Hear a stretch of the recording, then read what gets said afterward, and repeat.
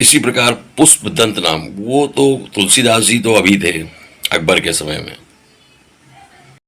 शिव महिम स्तोत्र की जो रचना है वो है पौराणिक, शिव महापुराण में वर्णन है। एक पुष्पदंत नाम का गंधर्व था। गंधर्वों को ऐसी शक्ति होती है, वो उड़ भी सकते हैं, अदृश्य भी हो सकते हैं, कुछ सिद्धियां हैं उनके पास।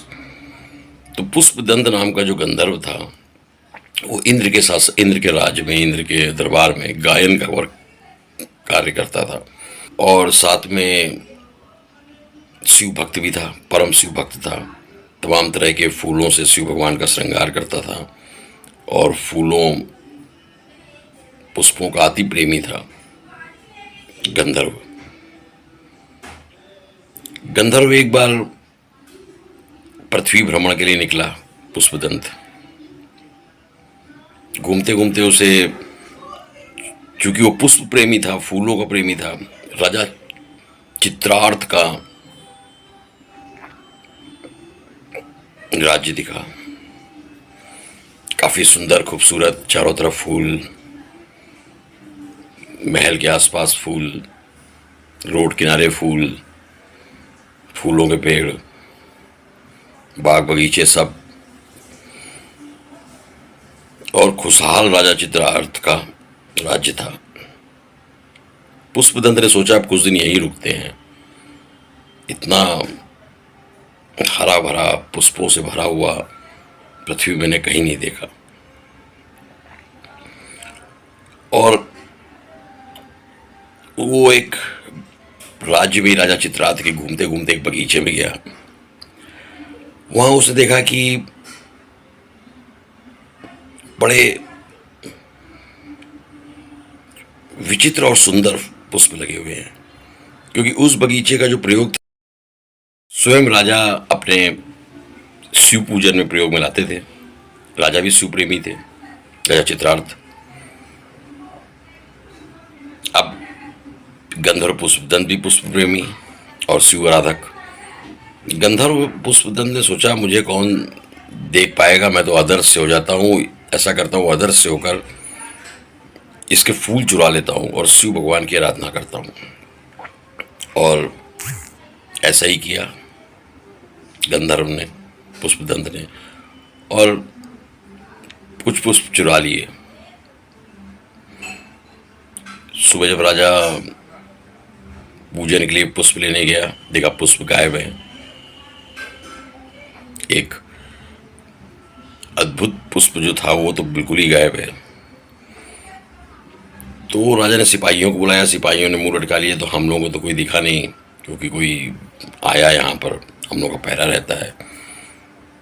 फिर राजा ने क्या किया, और सैनिक बढ़ा दिए, हर पेड़ के पास एक सैनिक खड़ा कर दिया। पुष्पदंत फिर आया, गंधर्व चूंकि वो अदृश्य हो जाता था तो फिर चोरी करके ले गया पुष्प बगीचे से और शिव भगवान की आराधना की। अब अगले दिन फिर राजा चित्रार्थ, बहुत ऐसा कौन आता है, राजा चित्रार्थ ने क्या किया कि अब पेड़ों के चारों तरफ बेलपत्र का घेरा बना दिया, बेलपत्र तोड़कर। अब अगले दिन जब अगली रात जब पुष्पदंत आया तो उसका पैर जो है वो बेल पत्र में पड़ गया। जब वो बेल पत्र में पड़ा तो कैलाश में शिव भगवान, उनकी समाधि टूटी कि किसी ने मेरे उसमें बेल पत्र में पैर रख दिया, कौन है ये। तो शिव देखा कि ये तो पुष्पदंत है। शिव भगवान ने कहा, शंकर जी ने कहा, भोले बाबा ने कहा कि गंधर्व पृथ्वी में जाकर ये काम कर रहा है कि मेरे बिल पत्रों में जो शिव भगवान की तीनों आंखें हैं उनमें पैर रख रहा है। क्रोधित हो गए शिव भगवान और कहा मैं इसकी गंधर्व शक्तियाँ सब छीन लेता हूँ, उड़ने की, अदृश्य हो जाने की सारी सिद्धियाँ इसे छीन लेता हूँ। उन्होंने वैसे ही किया। अब अगली रात फिर पुष्पदंत राजा चित्रार्थ के बगीचे पहुंचा। अब चूंकि उसकी शक्तियां जा चुकी थी, उसको मालूम नहीं था। उसको सिपाहियों ने देख लिया और पकड़ लिया और राजा चित्रार्थ के सामने ले गया। राजा चित्रार्थ ने उसको कारागार में डाल दिया। जैसे कि तुलसीदास जी को अकबर ने जेल में डाल दिया था, तो उन्होंने अपनी सहायता के लिए हनुमान चालीसा का पाठ किया, का निर्माण किया। अब पौराणिक काल में और हनुमान चालीसा इतनी चमत्कारिक लिखी तुलसीदास जी ने कि बंदर उनकी रक्षा करने को आ गए और अकबर को मजबूर होकर तुलसीदास को छोड़ना पड़ा। तो यहाँ पर पौराणिक काल में गंधर्व पुष्प दंत ने क्या किया, वो समझ गए गंधर्व पुष्प दंत की मुझसे कोई पाप हुआ है, और उसको अपनी उसकी आत्मिक शक्ति से प्राप्त पता चल गया कि उसने बेलपत्र में पैर रख दिया है। तो कारागार में ही पुष्पदंत ने शिव भगवान की महिमा का वर्णन करना प्रारंभ किया, लिखा, गाया, गायक था वो। और गाते गाते उसने शिव महिम स्तोत्र की रचना की, शिव भगवान की महिमा में।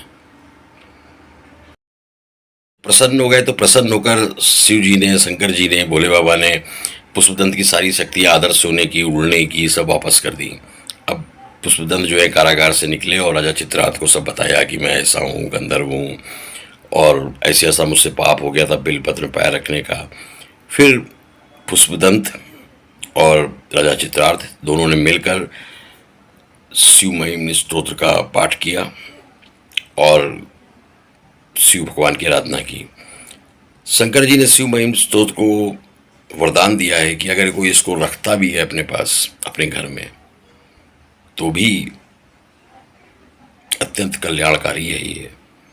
और गायन तो बहुत ही, परंतु श्रवण भी शिव कृपा प्राप्त करने के लिए, भयमुक्त जीवन जीने के लिए, दुर्घटना और असमय बीमारियों से बचने के लिए। जिस प्रकार हनुमान चालीसा शक्तिशाली है, उसी प्रकार शिव महिम स्तोत्र, उसका आप श्रवण करें। हो सके तो उसकी पुस्तक लाएं और उसको घर में रखें और पाठ करें।